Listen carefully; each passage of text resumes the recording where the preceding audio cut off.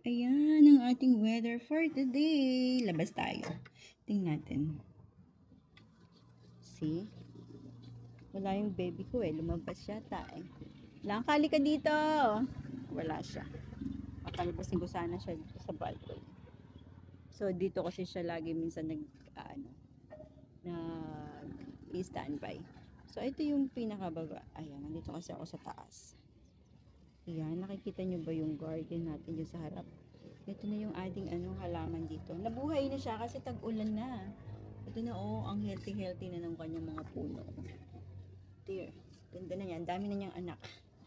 Okay, so, ayan nagkakaroon na ng sariwang dahon si Bougainvillea. Bakit parang nauubos yung niya, yung mga dahon na maliliit? May uod ba dito? Baby!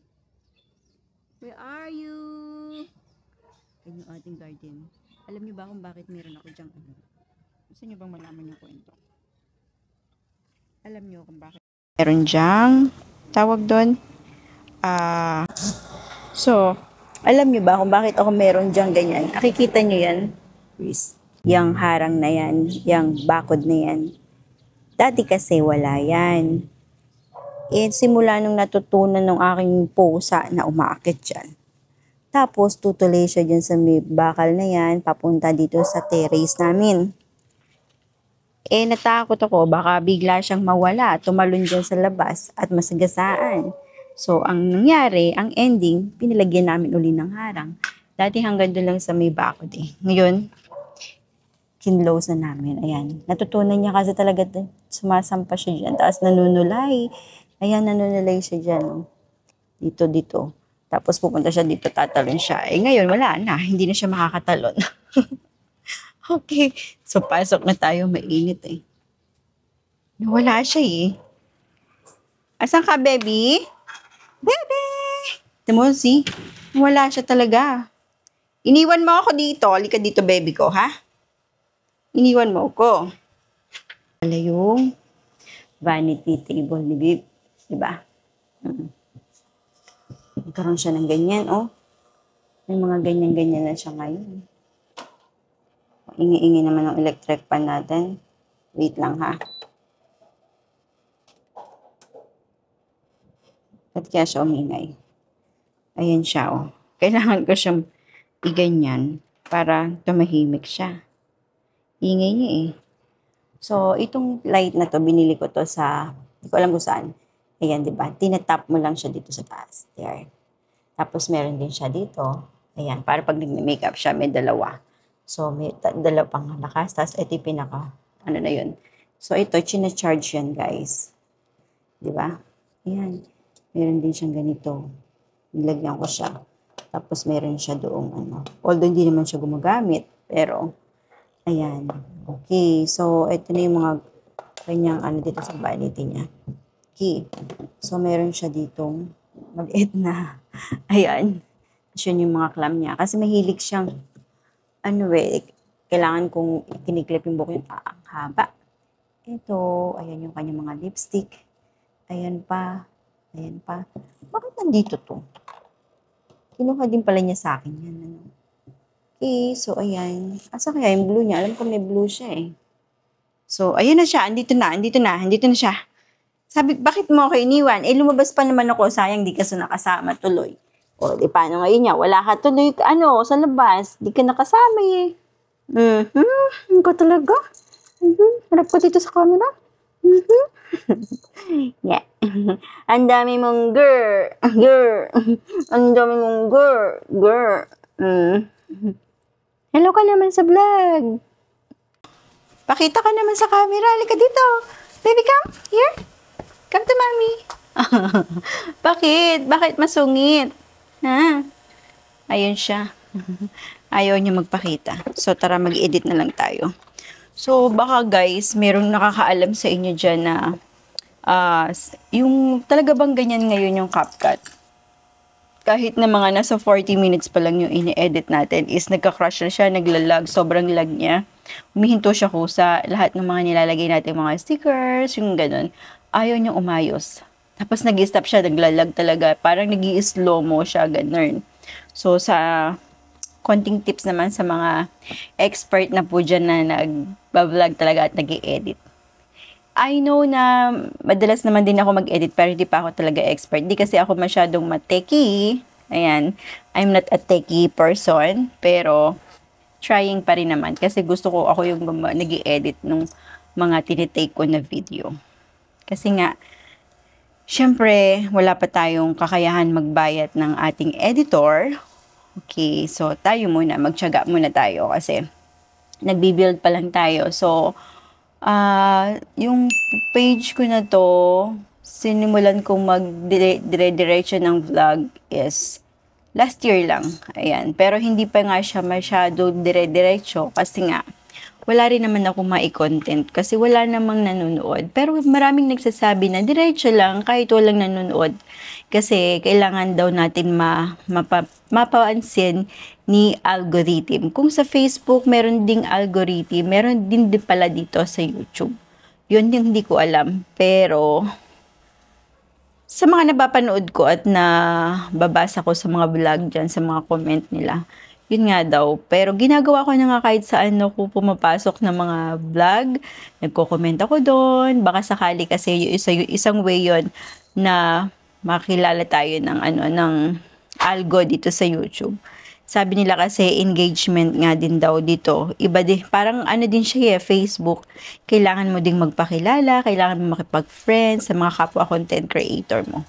So, yun yung mga natututunan ko ngayon na kumbaga parang sa mga nababasa at napapanood ko, ganun nga yata. So, kasi nakakakuha pa rin naman ako ng mga ibang subscribers. Nagsusubscribe pa rin sila, tapos nanonood. And at the same time, syempre, kapag ka nag-subscribe ko sila, isusubscribe din natin kung sila ay gumagawa ng content at kung sumusupport lang naman sila or nanonood. Thank you so much sa mga bago nating mga subscriber dyan. At saka sa mga nanonood talaga, yung patuloy na nanonood. So, one day, i-shoutout ko kayo. Gagawa tayo ng isang video na patungkol lahat sa mga baguhan at yung mga dati kong subscriber. Sila kasi yung mga nagbibigay sa atin ng buhay. Kasi kung wala yung mga viewers natin, wala rin naman tayo, di ba? So, kailangan din natin silang i-appreciate. So, yun nga, napalayo na yung usapan natin. Eto, nandito, may ini-edit kasi ako kagabi. Hindi ko talaga siya matapos kasi nakakailang edit na ako dito eh. Nagka-crash siya, naglalag siya, hanggang sa umigsi na nga eh. Umigsi na yung video na ini-edit ko. So, eto, nag-save na ako. Isinisave ko na lang siya. Where are you? Ayun, nawala yung aking dito, bantay.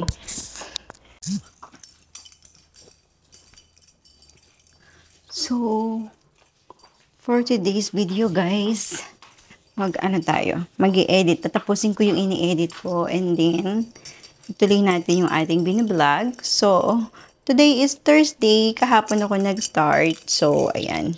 Today, Nutrition Month celebration ng aking Junakis. So, nahatid na namin siya sa school kaninang 7:30. Tapos, balik na kami dito sa bahay. And then, ayan. So, balik tayo sa A Day in My Life. Welcome to my vlog again. So, tara, proceed tayo. Edit ako, samahan niyo ako.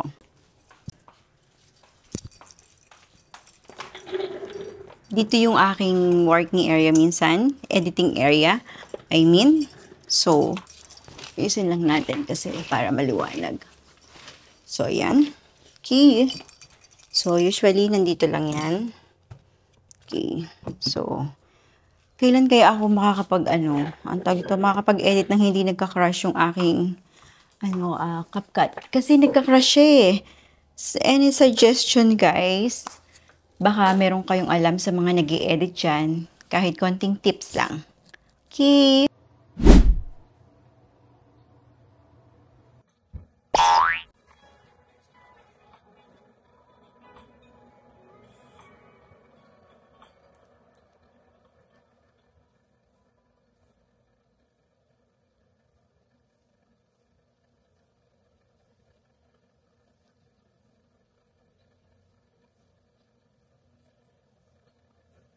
Ba't tayo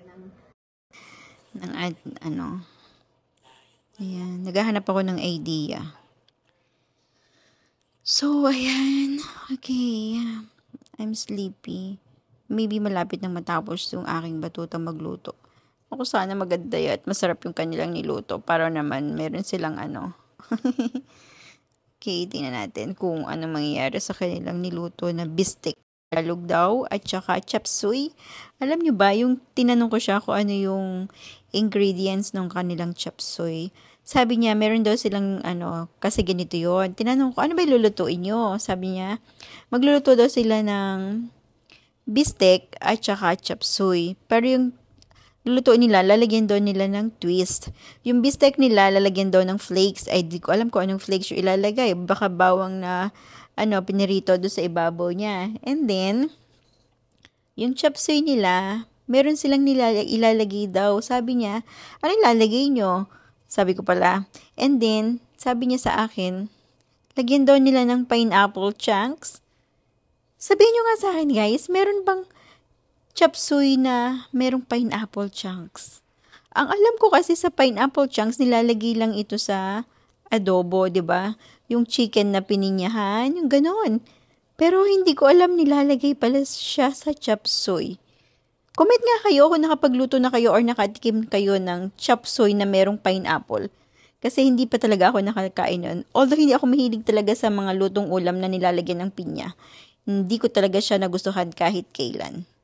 Kaya yun, nagtataka talaga ako. Kaya nga daw twist, sabi niya gano'n. Titingnan natin kung anong mangyari, kung ano yung i-comment ng mga judges sa kanila doon sa niluto nila. Magluluto daw sila ngayon mga grade 8. So, tingnan natin kung ano yung resulta ng kanila. Mamaya tatanungin natin kung nagustuhan ba ng judges yung kanilang chop suey na may pineapple. So, nagdala siya kahanginan ng yung gloves na yung mga plastic. Then, grabe, no? Ang bilis ng panahon. Sana matuto talaga din siya magluto. Gusto ko siyang turuan magluto. Kasi natuto lang ako magluto nung palagi kong pinapanood yung lola ko. Kasi yung lola ko talaga, cook yun eh. Ako naman, mahilig ako talaga, nung bata pa lang ako, talagang mahilig akong yung manood kung ano ginagawa ng mga nakakatanda tulad ng lola ko. Diba? Pag nagluluto siya, pinapanood ko siya kung ano yung ginagawa niya, ano yung nilalagay niya. Tapos tinatanong ko, anong luto yan, paano gawin niya, ganito. Kasi gusto ko ding matutong magluto. Hindi ako magluluto ngayon kasi hindi naman kumakain pa ng kung ano-ano yung aking junakis. Tapos kung gustong lutuin, ako na lang yung nagluluto. So, yun. And sana hopefully matutunan kumain talaga na kung ano-ano yung anak ko para mapagluto ko siya later on. Kasi mahirap naman, baka mamaya pagdating ng panahon, hindi ko na siya kayang ipagluto at saka pa lang niya natutunan kumain ng iba-ibang pagkain, di ba? Pero syempre gusto ko habang bata pa ako, mapaglutuan ko siya. At matikman naman niya yung aking Ay, kala mo naman magaling talaga magluto. Hindi ako magaling magluto. Sinasabi ko lang, marunong ako magluto. Pero hindi ako magaling. I know how to cook. I know how to clean the house. Yes. Basta, pagdating sa house chores, maasahan mo ko dyan.